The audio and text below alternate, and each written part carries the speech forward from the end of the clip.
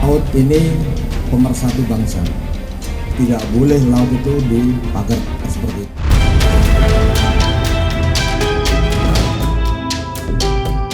Nah, makanya masyarakat juga bilang ya untuk memecah gelombang, ya itu yang masyarakat bisa lakukan. Ini saya akan mencoba menaiki, walaupun ombaknya cukup tinggi ya. Ini Pak Heru, ini aman ya? Oh siap, aman. Kita bisa aman, naik ya, Pak? Ayo, naik aja Bu. Tapi DKP, KKP, waktu itu pura-pura nggak tahu.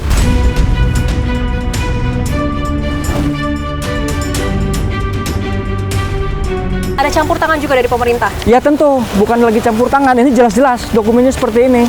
Mau nipu kayak mana lagi gitu ya. Ini dokumen mereka yang nyusun.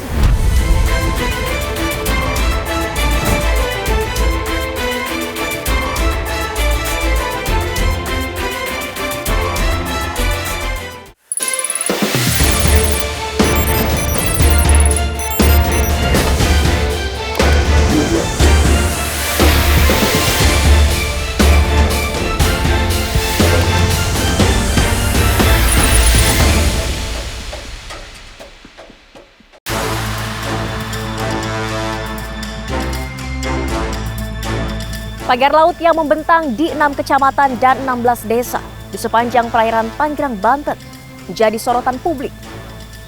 Meski sudah dilaporkan sejak Agustus 2024, namun hingga kini belum diketahui siapa pemilik barisan bambu sepanjang 30,16 km yang tersusun rapi di tengah laut ini. Lalu untuk apa tujuan dibangunnya pagar laut ini?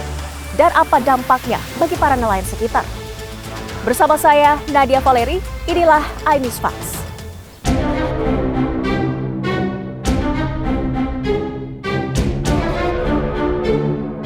Keberadaan pagar laut sepanjang 30,16 km di pesisir pantai utara Kabupaten Tanggerang, Banten menimbulkan kehebohan.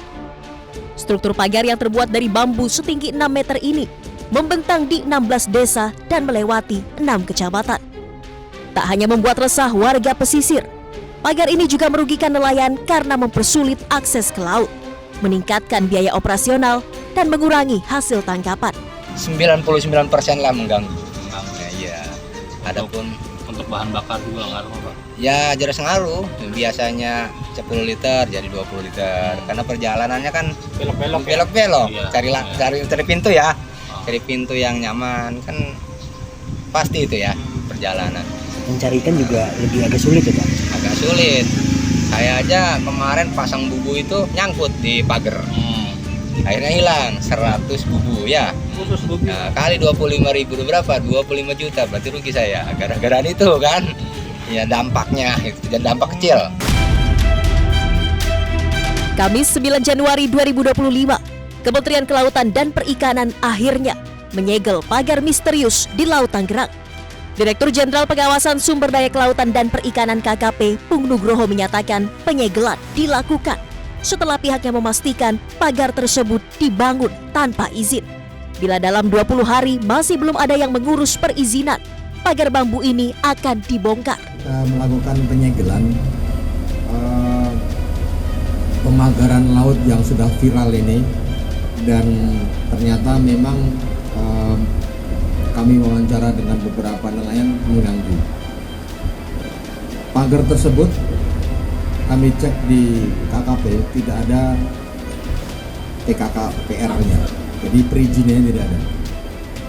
Pemerintah dalam hal ini KKP hadir, negara hadir di laut ini untuk melakukan penyegelan pemagaran laut tersebut. Laut ini pemersatu bangsa. Tidak boleh laut itu dipagar seperti itu. Melalui Sekjen Partai Gerindra Ahmad Muzani, Presiden Prabowo Subianto menyetujui proyek pagar laut disegel. Presiden juga meminta agar kementerian dan pihak terkait untuk segera mencabut dan mengusut kontroversi pagar laut ilegal. Saat ini menurut data DKP Provinsi Banten, ada lebih dari 3.000 nelayan dan 502 pembudidaya di kawasan ini. Keberadaan pagar ini tidak hanya merugikan secara ekonomi, tetapi juga berpotensi merusak habitat biota laut yang ada di sekitarnya. Lalu seperti apa dampak pembangunan pagar laut terhadap aktivitas para nelayan? Saat ini saya akan menemui salah satu nelayan di wilayah ini, Pak Heru, yang merasakan betul akibat dari pembangunan pagar tidak berizin terhadap mata pencahariannya.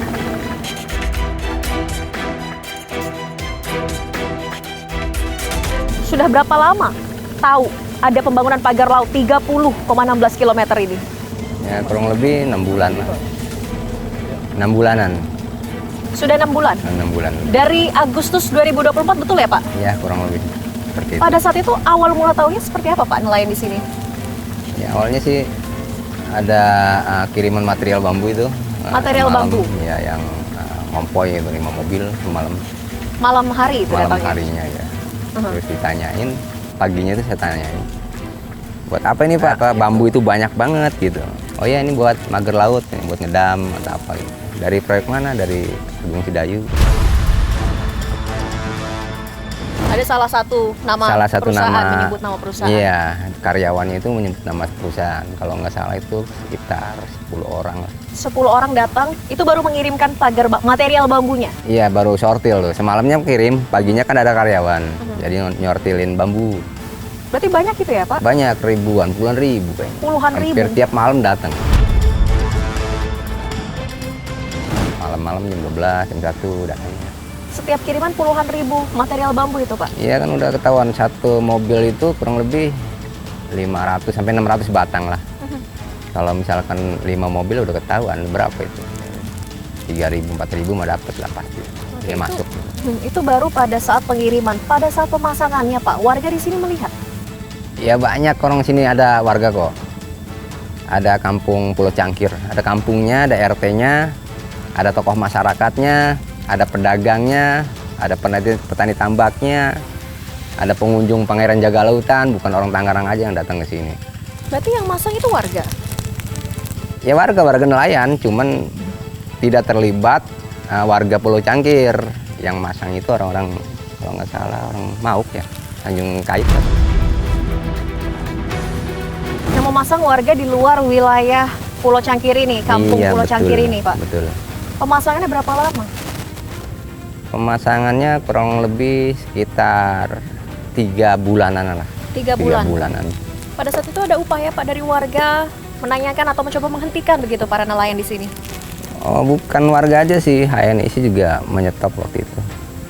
HNSI ya perwakilan warga kampung nelayan ya, dan juga dari Pokmaswas, kelompok pengawas dan masyarakat sudah sidak, berikut KKP, DKP. Sudah pernah datang ke sini? Sudah.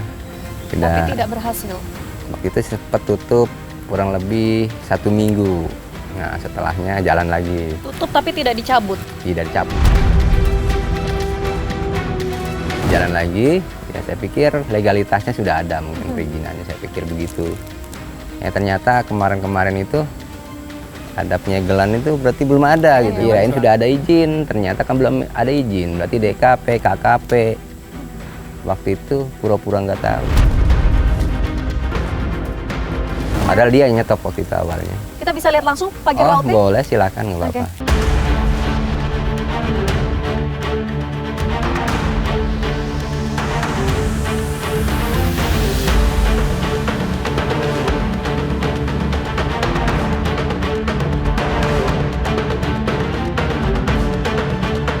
Saat ini saya sudah tiba di depan pagar laut misterius. Ini masih di wilayah Desa Kronjo. Tadi saya berangkat dari Kampung Pulau Cangkir di Desa Kronjo, Kecamatan Kronjo, Kabupaten Tanggerang, Banten. Perjalanan ke sini memakan waktu tadi sekitar 15 menit dengan kondisi ombak yang cukup tinggi. Saat ini cuacanya juga masih mendung, tadi sempat turun hujan. Pagar laut yang membentang di 6 kecamatan, di 16 desa di sepanjang perairan Tanggerang, Banten. Material bambu ini cukup kokoh. Berdasarkan informasi dari nelayan, ini kedalaman ataupun tinggi bambu bahkan mencapai 6 meter, ditancapkan hingga ke dalam laut. Dan tadi juga saya perhatikan di dalam perjalanan, ini setiap 400 meter dari pagar bambu yang ditancapkan, ini ada semacam celah untuk kapal nelayan bisa masuk dan melewati celah tersebut. Dan saat ini saya akan mencoba menaiki pagar bambu ini, di mana ini juga sudah dibangun alas untuk berjalan. Ini juga dari material bambu, namun dialasi juga oleh pasir dan ada ini jaring paranet. Jaring paranet berwarna hitam, ada pasir dan juga karung bekas. Ini saya akan mencoba menaiki, walaupun ombaknya cukup tinggi ya. Ini Pak Heru, ini aman ya? Oh, siap, aman. Kita bisa aman, Bu. naik ya, Pak? Oh, naik aja, Bu.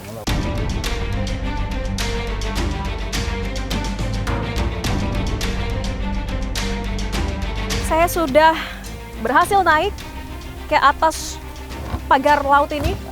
Dan memang ini ternyata walaupun terlihat ringkih, tapi ternyata cukup kuat, cukup kokoh. Untuk tikar dari material bambu ini bisa menahan berat. Cukup kuat ya Pak ya? Kuat, lumayan. Tadi cerita Pak Heru, ini pemasangan artinya Agustus 2024 itu baru mulai dipasang atau sudah selesai dipasang? Baru mulai dipasang. Agustus 2024 baru mulai dipasang, baru mulai material berdatangan dan pemasangan begitu. Oke Pak Heru, informasinya ini pada saat warga menolak, sempat ada ancaman, betul Pak? Oh, bahkan kita orasi aja ada 2 kubu. Dari PIK 2, mungkin ya atas perintah perusahaan pengembang tersebut, dan juga kita kubu penolakan. Itu sempat penolakan ini dari nelayan? Dari nelayan, tani tambak, juga ada yang para korban-korban pengurugan itu tanahnya yang diuruk belum dilunasi udah diuruk, ya kan? Ada yang sungai yang diuruk gitu tanpa sosialisasi. Jadi banyak lah kegaduhan-kegaduhan itu. Tapi ancaman itu ada? Ya, ancaman pasti ada. Suruh diam lah, suruh apalah gitu kan, atau gimana, ada. Ada ketakutan juga dari warga di sini Pak? Ada.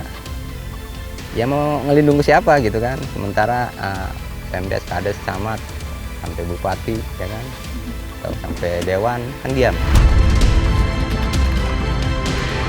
Jadi selaku nelayan tradisional Bu ya, yang merasa terganggu. Karena nelayan tradisional itu kita cari ikannya di pinggir sekitar sini. Nah, di sekitar sini ya, yang tertutup pagar-pagar ya, tertutup biasanya sekat-sekat kita ini kan ya? Kalau buang jaring kan nggak ada batasnya. Kalau sekarang ada batasnya. Nah, Jadi sangat berdampak ya Pak, mengganggu ya? Sangat berdampak sekali. Kontroversinya itu mengganggu dan segala macam, harus memutar yang tadinya harusnya 2 liter solar menjadi 5 liter solar. Ternyata tidak kok. Jalan-jalan buat ini dan segala macamnya gitu, jalan buat mereka ke lepas pantai gitu, ada jalannya, tidak muter sampai yang diberitakan itu ya begitu. Konotasi pagar ini kan ngeri betul, seolah-olah itu disekat, seolah-olah itu tidak ada jalan lagi, seolah-olah itu dan segala macam.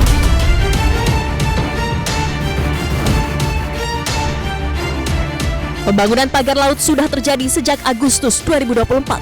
Mengapa hingga kini belum diketahui siapa pemiliknya? Selengkapnya hanya di iNews Fast sesaat lagi. Kalau seandainya pemerintah ngedukung perusahaan swasta yang di PSN kan ya, ini salah besar. Berarti kalah dia pemerintah. Masa pemerintah kalah sama perusahaan swasta?